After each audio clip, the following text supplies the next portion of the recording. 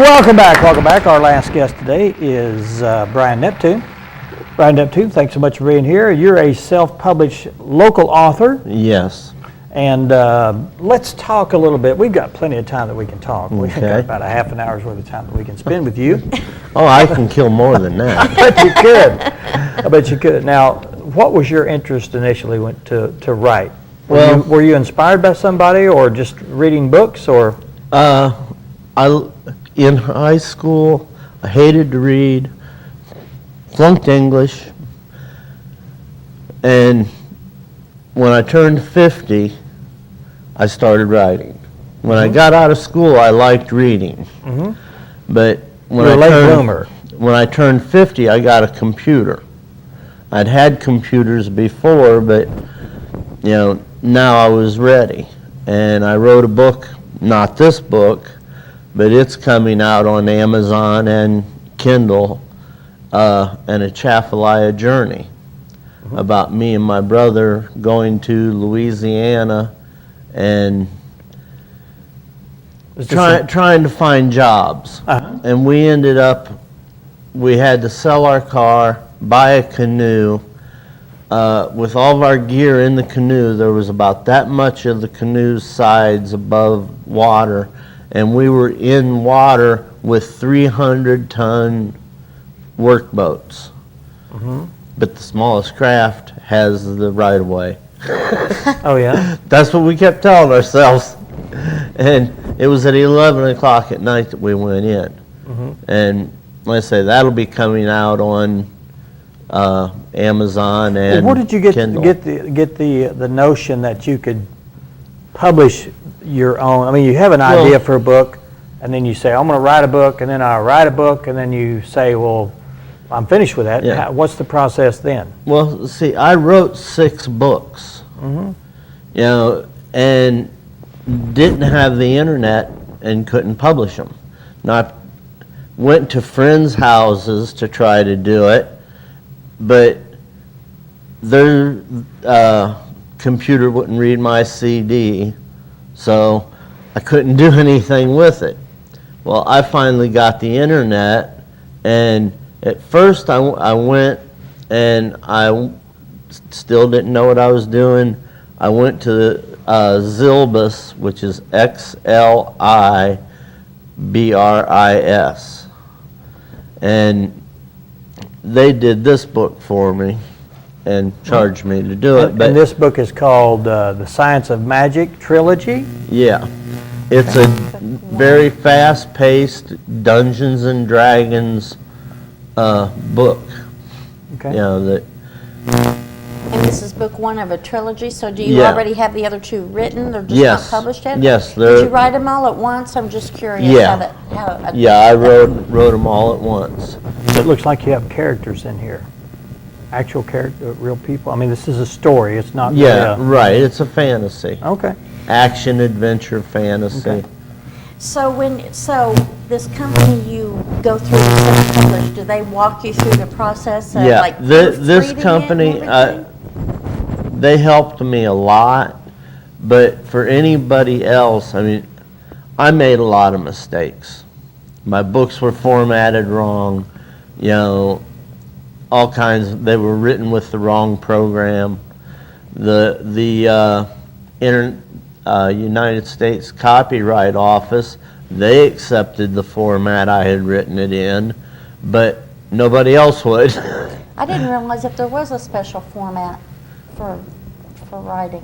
Well, it depends on the type of book that you're going to write, how you want it, whether you want it flipping this way, see. horizontal or vertical, this being a vertical, And so the company walked you through all the things? Right. They did all the spell correction and editing, and,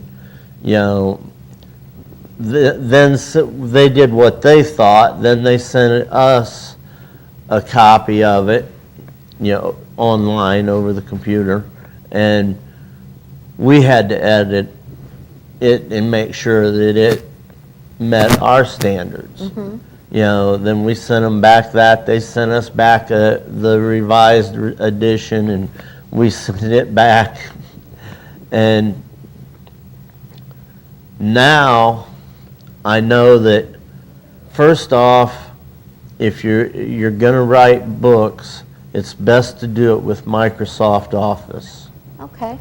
You know, their Word program has all the capabilities that the publishers require.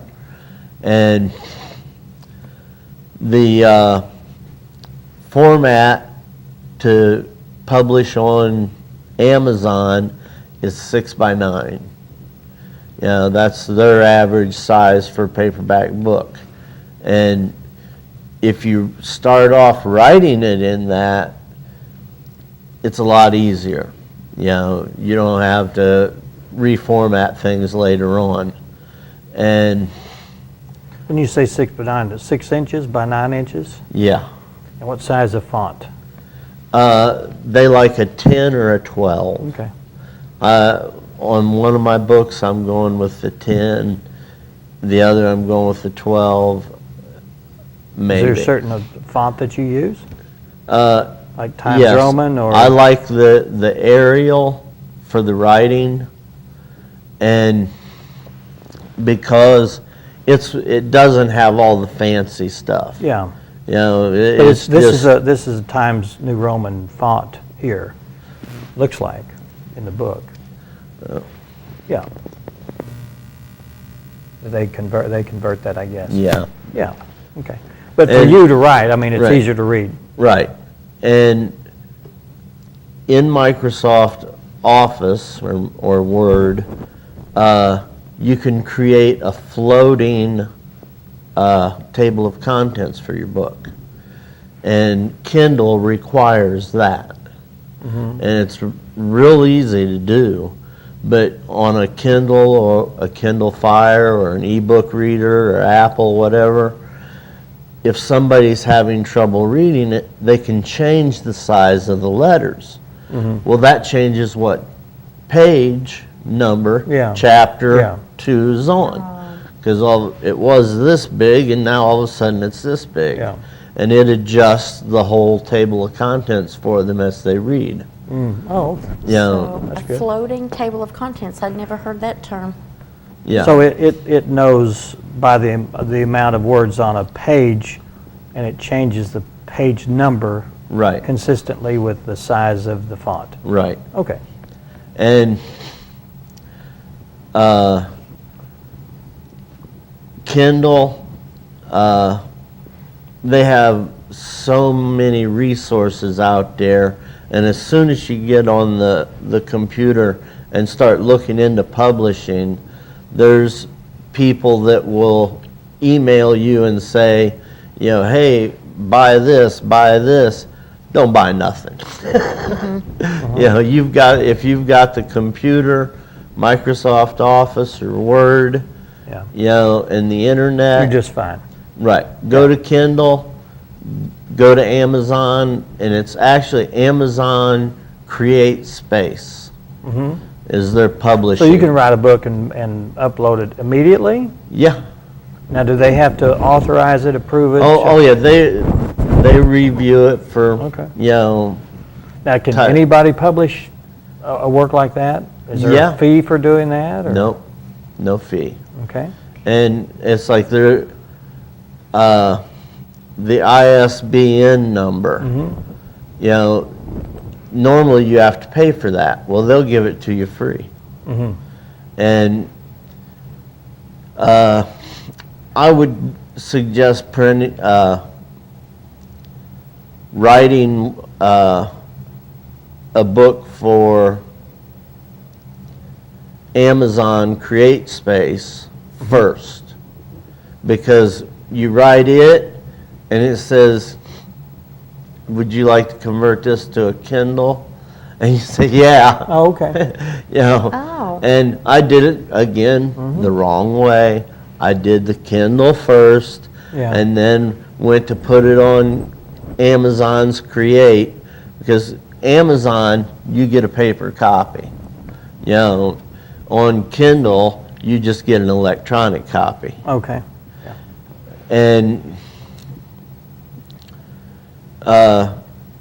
they have free book, guides on there. On how to publish Yeah, electronically? right, and what Create wants, what Kindle wants. Yeah, Now, so you've gone through the process. yeah. Yeah. Why don't you hold that thought? There's a couple more questions. Interesting Okay. topic we're talking about here about how to publish your own book. And we're talking with Brian Neptune, and he's written, I think you got 5 books total. Six. You got 6 in the works. Yeah. This one's finished. Yeah, And that one's this finished, book and is- I've got 2 more in the process. Okay, this book is called The Science of Magic Trilogy, and it's a Dungeons and Dragons fast-paced book. And we'll talk about this and how he published, how he's going about publishing, and how you can do the same thing. We'll talk about how to go through that process in just a couple of minutes. We'll be right back. Stay with us.